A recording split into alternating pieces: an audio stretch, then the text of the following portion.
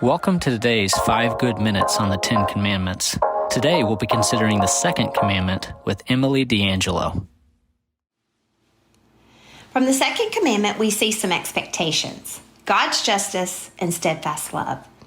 The second commandment teaches us to worship God in a proper manner and to avoid idolatry, which is a sin that seems to be causing trouble for generation after generation.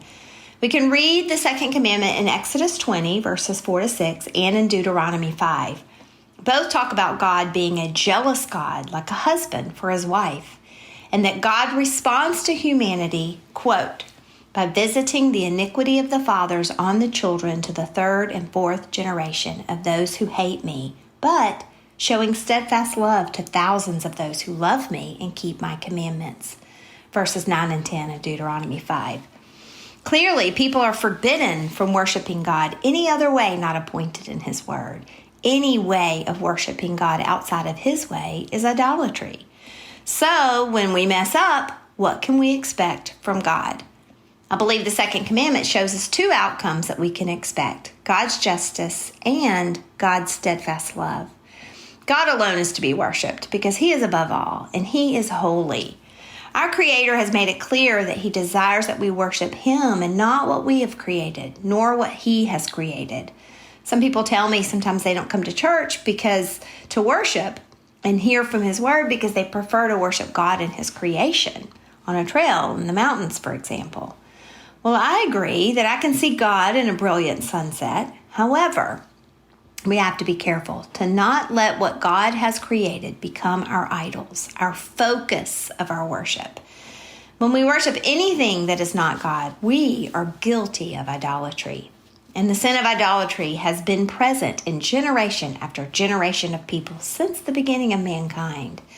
This guilt of iniquity on every parent and child and grandchild and great-grandchild must be punished by our holy God.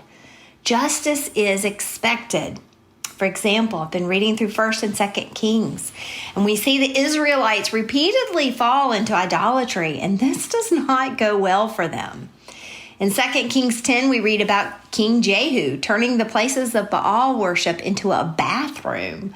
2 Kings 10, 26-27 says, they brought the sacred stone out of the temple of Baal and burned it. They demolished the sacred stones of Baal and tore down the temple of Baal, and people have used it for a latrine to this day.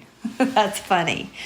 Generations later, during King Josiah's reign, God's people had erected idols in the places of worship, and King Josiah desecrates the places of idolatry. 2 Kings 24:14, we see Josiah smash the sacred stones and cut down the Asherah poles and covered the sites with human bones. He turned their places of idol worship into graveyards. It is so fitting to me that places of idol worship are turned into places of death and waste. Graveyards and toilets, that's exactly where idols belong. I love that Josiah tears down the places of idol worship and he holds up the word of God and his commands for the people to reorient their affections into a proper place of worship. This brings us to the second expectation in the second commandment, and that is that God's steadfast love for thousands of those who love God and obey his commandments. Thousands of generations, or even 1,000 generations, is so long a period of time that this is equivalent to saying to the end of all generations. Wow, that's good news. What I know to be true about God is that he is compassionate and gracious, slow to anger and abounding in love.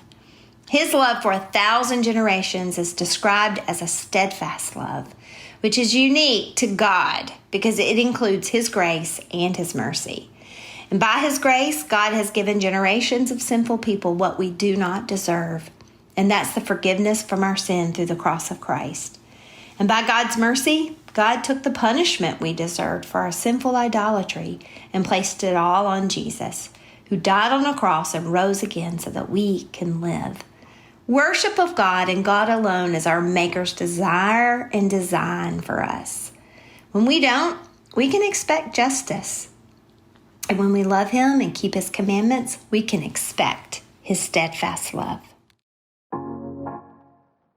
Thanks for joining us. Be sure to check out all our content and podcasts on Orchard Hill Plus. You can find that and so much more on our website or the Orchard Hill app.